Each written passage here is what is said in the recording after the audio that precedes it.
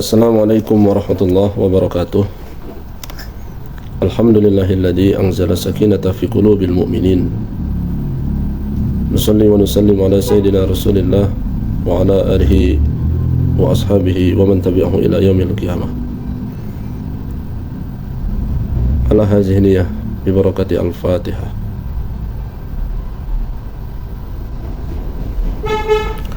Apa kabar rekan-rekan mahasiswa semuanya?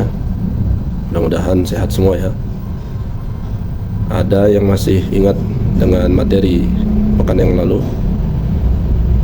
Baik, pekan lalu kita bicara tentang pengertian perkawinan, tujuan, manfaat, dalil, hikmah yang terkandung di dalamnya.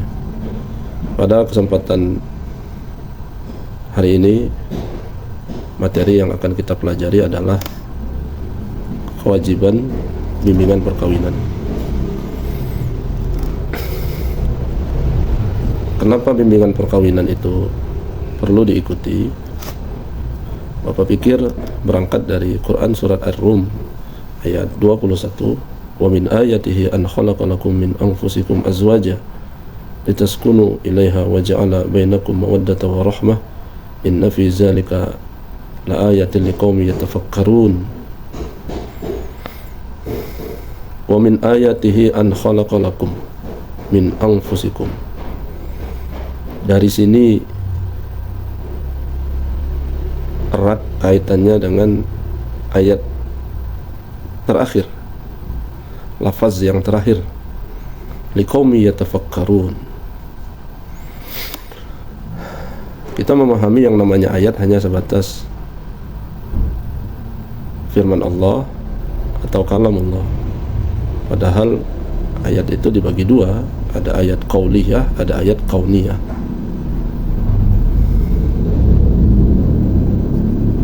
Min anfusikum azwaja,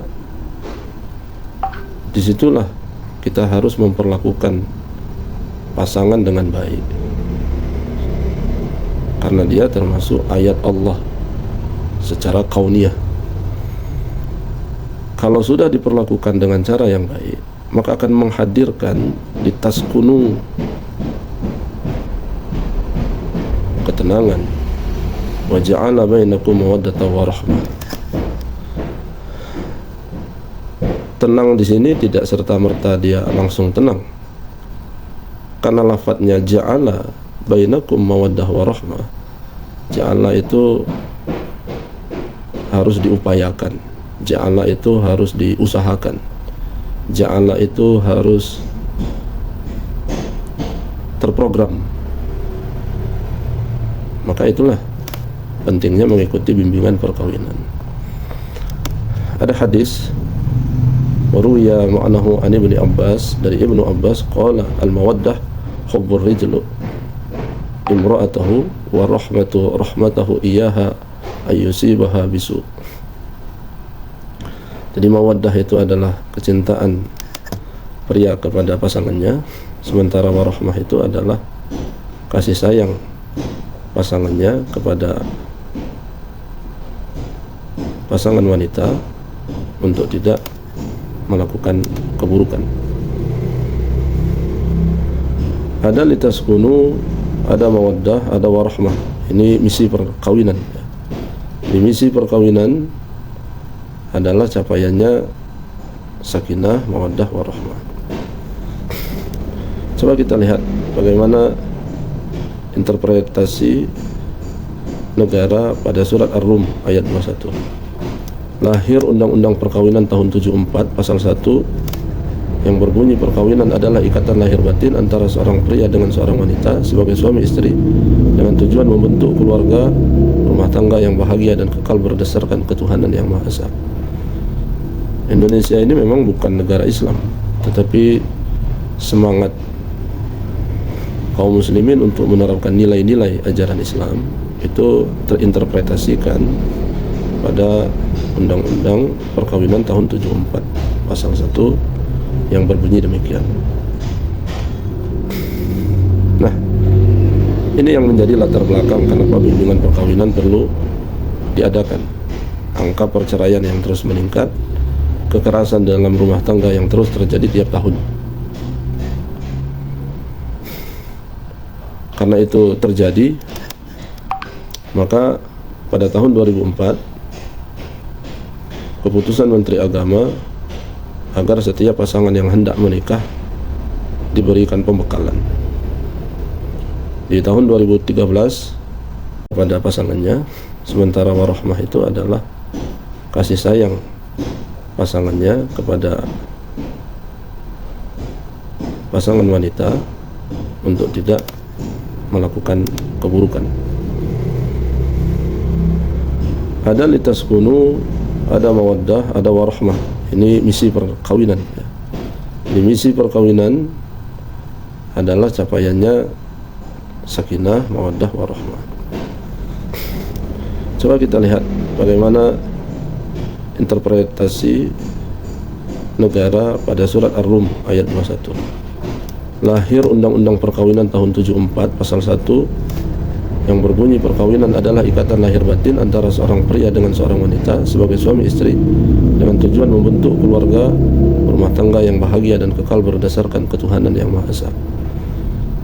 Indonesia ini memang bukan negara Islam, tetapi semangat kaum muslimin untuk menerapkan nilai-nilai ajaran Islam itu terinterpretasikan pada Undang-Undang Perkawinan tahun 74 pasal 1 yang berbunyi demikian.